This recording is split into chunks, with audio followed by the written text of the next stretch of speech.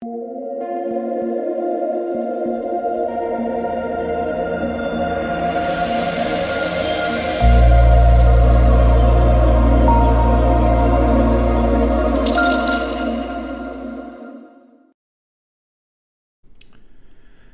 what is going on, guys? It's DK. Back at you with another video here to bring the Thursday Night Football Showdown slate between the Baltimore Ravens and the Miami Dolphins. We've had some bad Thursday night games. We've had some good Thursday night games. I think this one's going to be kind of in between. Decent matchup. Could be better, could be worse. But yeah, if you guys are new to the channel, welcome. My name is DK. I make daily videos and live stream for NBA and NFL slates on Draftkings. If you guys are playing NBA DFS tonight, there's a 13-game slate of a video up already, and I'll be doing a live stream shortly, probably in the next hour or so. If you're unable to watch the YouTube videos I upload, I also do upload an Apple Podcast. Link down below. It's called the DKDFS Show. And if you're interested in signing up for premium content for a few different packages on Patreon.com, more info down below. And the sponsor of today's video is PrizePicks. So PrizePicks is a player prop site where you can either two different ways you can play. First way is taking over/under on fantasy points, and the second way is taking over/under on passing yards, rushing yards, receiving yards, receptions, touchdowns, pass completions. You can mix and match, so you can do a couple from NBA, a couple from NFL. But yeah, looking at the props for tomorrow's game, the one that kind of stands out to me here is Mike Gesicki, only 10.5 fantasy points. I like the over on that. Without Devontae Parker, the target share is very condensed for Miami. You're going to see a lot of targets for Waddle, a lot of targets for Mike Gesicki in a game they should be playing from behind. So I like the over there on Mike Gesicki at 10.5 fantasy points. But yeah, guys, if you want to try PrizePicks out, make sure to use my code DKDFS. It's DKDFS, all one word. You'll get a 100% match up to $100. So if you deposit using my code $100, you'll get a free $100 to use on the site. And finally, I want to thank you guys again for all of your support. Make sure to hit the like button, subscribe, and hit the notification bell if you do enjoy all this content. Okay, so before we talk about players and the prices for the Showdown slate, let's look back at my lineup here from Monday night slate. So Monday night finished outside of the cash. Went Najee Harris and the captain, kind of the chalk move there. With Justin Fields, who was solid, did have one touchdown called back on a not so good call, I'll say that. Claypool got injured, so that was a little bit unfortunate. I used Cole Kmet at low ownership. That was he played really well. Washington is fine. I used Damiere Byrd as my punt play. Didn't get me anything, but I knew it was a risk, and I always go pretty contrarian on these Showdown slates. Going over the winning lineup in the luxury box, Hoop actually took it down. Congrats, Hoop. He used Najee Harris and the captain with Fields, Pat Freiermuth, Mooney, Boswell, and Santos. It's just it's a running joke, but it's actually serious. You just play all the tight ends in the Showdown slate, and you just win all the money. It's absolutely insane how good the tight ends do on Showdown slates every single slate. But yeah, so going over the Vegas odds, this one, it's a 46.5 over under, so kind of in the middle there, like I said, and the Ravens are 7.5 point favorites. So let's start off with Baltimore. Let's first take a look at snap counts in their most recent game. So Devontae Freeman got a majority of the snaps, 58%. Don't expect Latavius Murray to play. He has not practiced yet this week. Le'Veon Bell played 23%, and then Tyson Williams played 18% of the snaps.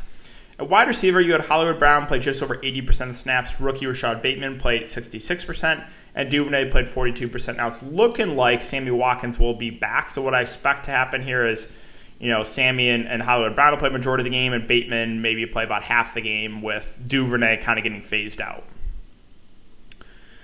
At tight end, Mark Andrews played a majority of the game, 80% of the snaps. Tomlinson, 35%, but he's really more of the blocking tight end. Then Josh Oliver, the third-string tight end, is going to play a little bit. He played 12% of the snaps. So looking at players and the prices, I think Lamar Jackson is probably your safest play in the slate because of the rushing upside, right? 88 and 120 yards in the ground last couple games. Just the combination of the high floor, high ceiling. Now, can you get away with fading Lamar? Sure. It was, I think, the first Showdown slate of the year, or one of the first Showdown slates against the Raiders. He actually wasn't in the winning lineup. So you're going to have to pay premium for Lamar. Definitely a cash game play. Going to be super popular in tournaments, but weird stuff can happen. So sure, you can fade. It's a pretty risky fade, though. I will say that. Hollywood Brown, 11K, started really slow last game, but got there in overtime, did have 12 targets. The upside is high in Hollywood Brown. Now, he still has a relatively low floor because Baltimore is not really a pass-first team. They're a run-first team, but Still, as mentioned, Hollywood Brown for tournaments because the upside is very, very high. Andrews, probably more of your cash game play, a little bit of a higher floor. Still getting a good amount of targets. A guy can go to in the red zone as well. And again, with the way the show and sites have gone the last couple months, just play all the tight ends and win all the money. So I think Mark Andrews, a little safer. Hollywood Brown, the upside play there. As I mentioned, Latavius Murray has not practiced yet, so I don't expect him to play. Either way, I don't really want to pay that price for Latavius Murray. Devontae Freeman at 6'6" is fine.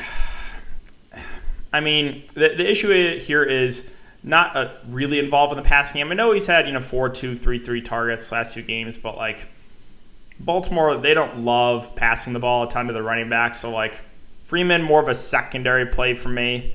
Scrolling down a little bit more. So again, Sammy Watkins at 5'6", limited participant. Monitor this one. If he does play, then I think Sammy's a relatively good option. He was getting a good amount of targets when he was healthy. However, he's just a guy that's always injured. So, like, you got to factor that in, like, kind of like Amari Cooper, I always say. Like, that guy is just always going to the sidelines. So, Watkins, if he does play, I think is solid. If he does not play, then that solidifies Rashad Bateman as a pretty good play, who would be their clear number 2 wide receiver. 6'6", and 8 targets the first 3 games he has played. So, would like Bateman a good amount there if there's no Watkins. Going down a little bit more, Le'Veon at 5'4", just a contrarian option. Did have 11 carries. I think I would rather go to Freeman for a little bit more, but neither are going to be must-plays for me. Duvernay is playable if Watkins misses. If Watkins plays, I'm probably not going to pay this price point for Duvernay. Justin Tucker, I think, is a very safe value play. He's the best kicker in the league, in my opinion. Ravens are most likely playing from behind, or from ahead, so they're going to probably have more opportunities for field goals. So I think Tucker makes for a good value play. I'll mention Tyson Williams at 1.2K. Didn't have any touches last week. Still saw the field, though. He was, again, 18% of the snaps. He's a large field tournament play. Like, obviously not something you're going to feel great about. I'll mention Patrick Ricard, too. He did have 5 targets last week, the fullback. Again, large field tournament play. And that's really it. Like Josh Oliver, like he'll probably play a little bit. He did have 5 targets 2 weeks ago, so another large field tournament play. I don't really want to go to I'd rather go to Oliver over Tomlinson because Oliver's just their pass catching tight end, where Tomlinson is the blocker. So that's it for the Ravens. Let's move on to Miami.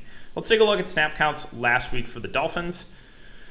So running back Myles Gaskin played majority of the game, 72% of snaps. Ahmed played 19%, and Patrick Laird played 9%. At wide receiver, you had Waddle and Hollins played a majority of the game, 87% and 80% respectively, with Wilson and Merritt playing a little bit, 23% and 15% of the snaps. And then Preston Williams was a scratch.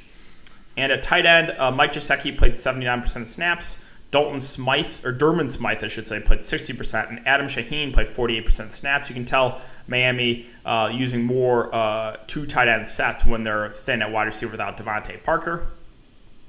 Okay, so the thing to keep an eye on here is Tua. He is questionable. My guess is he does play, but again, monitor the situation. If Tua plays, I think he's a little bit of an upgrade to Jacoby Brissett. So yeah, if Tua plays, I think he's a pretty safe option in a game that should be playing from behind. So, yeah, would like Tua if he plays. If he misses, Jacoby Brissett's still a serviceable backup quarterback. Like, doesn't have as much upside, I don't think, as Tua, but still would be a solid option. So, yeah, if Tua plays, would feel a little bit better about Tua. But if he's out, I'm still fine playing Brissett under 10K in a game that they're probably going to be playing from behind, and he's probably going to have to air it out. Myles Gaskin, I think, goes maybe a little bit under-owned in this slate because they should be playing from behind. But, like, he's playing a majority of the game, getting a good amount of touches, 15, 12, and 20 carries last 3 games, and then 4, 3, and 6 targets. So he's kind of game flow independent, meaning, like, if the Dolphins do fall behind, it really doesn't hurt Gaskin too much. There's going to be more dump-offs. Like, he had that one game where he had, like, 10 catches and 10 targets. So I think Myles Gaskin's a pretty good play that probably goes a little bit lower owned than he should. And then Waddle and Gesicki, as I said, no Devontae Parker. The targets, these guys are going to get a lot of targets. Waddle, 12 and 10 targets last couple of games. I think he makes for a very safe play with upside, and I'm pretty high on Gesicki too. 8 targets last week. Again, these two should get a healthy amount of targets in a game the Dolphins should be playing from behind. So I like both those guys a good amount on their respective price points. And then Matt Collins was the guy that got the second most amount of snaps at wide receiver, played about 80% of snaps, did have 6 targets. So I think he actually makes for a pretty safe value play too. I'm actually kind of high in the Dolphins skill position players. Might prefer them to some of those Ravens guys for the price points. Just because the Dolphins are probably going to pass the ball more too. So, yeah, I'm kind of high in Miami actually, even though they are underdogs. And then Sanders, playable. I would prefer Tucker, but obviously he's still viable too. The defenses, I'm not really looking at either defense on this showdown slate. And then there's a couple interesting punt plays here for the Dolphins, that being their other tight ends, and Durham Smythe, who has got a decent amount of targets last few games. 3, 6, 4, 2 targets. So, not a ton, but he's really, really cheap. And again, he played a good amount of the snaps last week, only 1.8K. And then Adam Shaheen is only $600. 2, 5, 1, 2 targets. So, both these, backup tight ends are averaging 3 or so targets a game. It's not bad at their respective price points. $1.8 and $600. I'm interested in both these backup tight ends, and I'll say it one more time. Just play all the tight ends on the show on slate, and you're going to win a lot of money. And then I even have to mention Salvon Ahmed, too.